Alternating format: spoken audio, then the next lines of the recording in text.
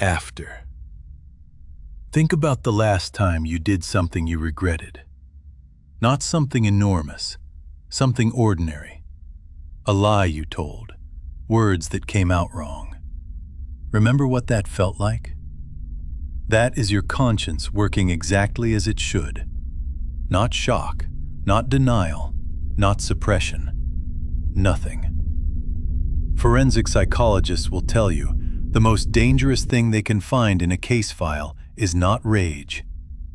We make a foundational assumption about human beings, that after doing something terrible, guilt follows automatically, like gravity, like breathing. This assumption is wrong. Not occasionally, not in rare edge cases. Wrong in a way that forensic psychologists have been documenting and struggling to communicate to the public for decades. Here's where the science gets uncomfortable. Remorse is not a moral choice. It is a neurological event. It requires specific brain structures functioning correctly to occur at all. 3 structures, all required. If any part of this circuit is structurally compromised, and in some cases, never there to begin with. I know what you're already thinking. If remorse is neurological, does that mean they can't be held responsible?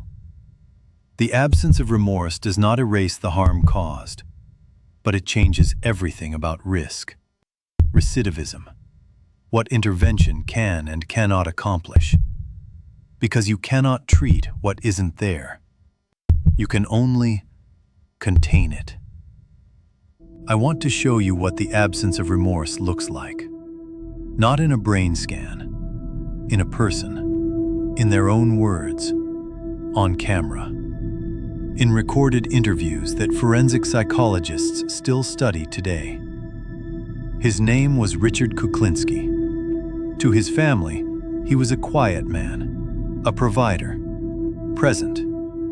To federal investigators, he was a contract killer for 2 of the most powerful organized crime families on the East Coast. But what makes Kuklinski one of the most studied cases in forensic psychology is not the scale. It's what he said about it afterward. Because Richard Kuklinski was interviewed for hours, on camera, by psychiatrists and documentary filmmakers. And in those interviews, he described killing in the same tone a person uses to describe their commute. Not pride, not shame, not excitement, just description. Clinical, organized, factual. As though the emotional center of the act had simply been removed, and what was left was the logistics. When asked directly whether he felt guilt about what he had done, Kuklinski paused. Not the pause of someone struggling with a difficult emotion, just the pause of someone trying to locate something and finding the location empty. 4 words. I know I should. The cognitive awareness of what remorse should look like was intact. The ability to understand that guilt was the expected response was functioning. Only the actual experience of it was missing. Forensic psychiatrists called this pattern something specific. He could understand pain. He simply could not feel it. Here is where this case becomes something more than a study. Because Richard Kuklinski had children, 3 of them, who sat across from him at dinner, who called him Dad.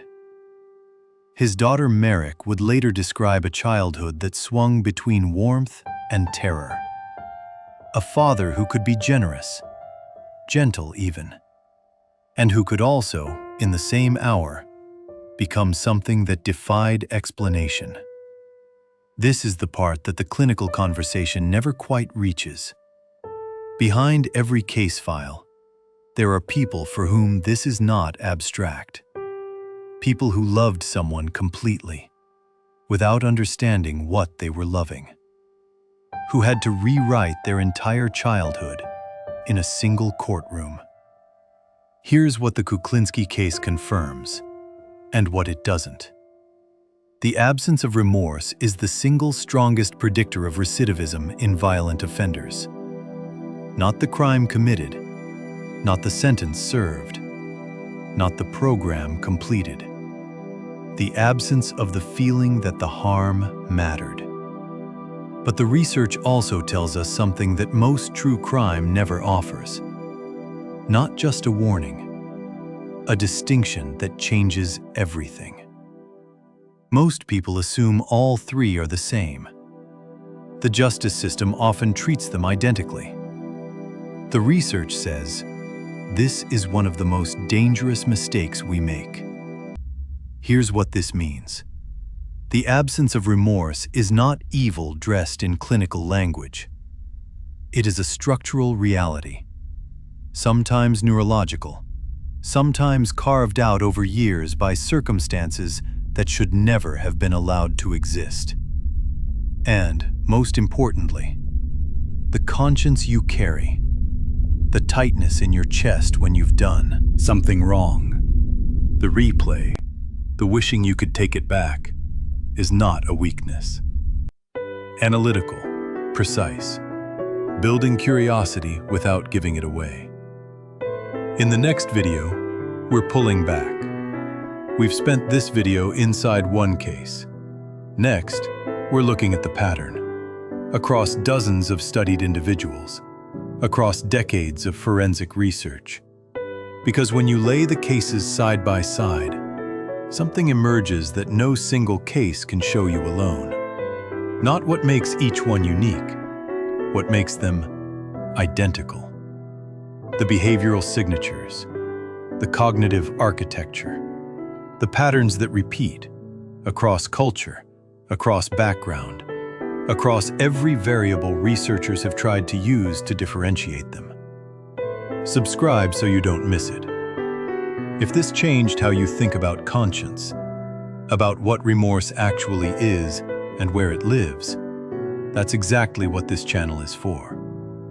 Drop a comment. Do you think the absence of remorse should change how we sentence violent offenders? And why? The best true crime isn't about the crime. It's about understanding the mind behind it. Subscribe if you're new. New video every week. Until next time, stay curious, stay analytical.